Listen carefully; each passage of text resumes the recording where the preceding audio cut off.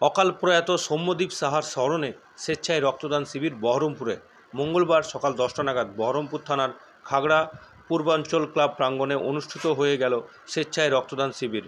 পূর্বাঞ্চল পাড়া ক্লাব ও বিবেকানন্দ যুব মহামণ্ডল বহরমপুর শাখার উদ্যোগে ও মুর্শিদাবাদ মেডিকেল কলেজের সহযোগিতায় এই শিবিরটি অনুষ্ঠিত হয় অকাল প্রয়াত সৌম্যদীপ সাহার স্মরণে। উপস্থিত ছিলেন নির্মল সরকার, নুরুল ইসলাম মিয়া, অশোক দাস, শ্বেতাচন্দ্র প্রমুখ। প্রতি বছর এই দিনটিতেই অনুষ্ঠিত হয় রক্তদান শিবিরের। মুখ্য ভূমিকা নেন প্রয়াত সৌম্যদীপের বাবা সুদীপ্ত সাহা ও মা সোমা সাহা। এবছর 46 জন রক্তদান করেন। রক্তদাতা হিসাবে মহিলাদের উপস্থিতি ছিল লক্ষণীয়। উদ্যোক্তারা প্রতিটি রক্তদাতাকে গাছ উপহার দিয়ে পরিবেশ সচেতনতার নজির রাখেন।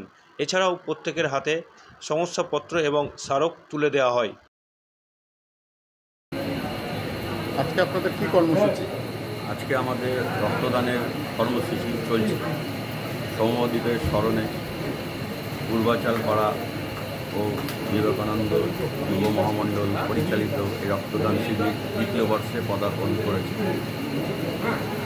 আমাদের রক্ত গতবার 39 জন রক্তদাতা দিয়েছেন। এই বছর আমাদের 50টা রক্ত আয়োজন করেছি মোটামুটিভাবে। প্রাকৃতিক দুর্যোগ চলছে, তার মধ্যেও লোকে রক্ত দিতে আসছে, খুব ভালো লাগছে আমাদের। এই কারণে আজকে রক্তদান শিবির? আজকে রক্তদান শিবিরটা হচ্ছে সৌম্যদীপের স্মরণে। সৌম্যদীপ হচ্ছে আমার পাড়ারই এক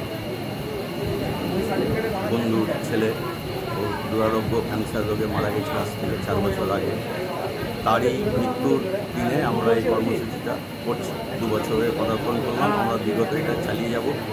যেহেতু রক্তের খুব প্রয়োজন, হাহাকার রক্তের জন্য আমরা এই প্রচেষ্টাটা চেষ্টা করব যাতে প্রতিবার আমরা চালাতে পারি।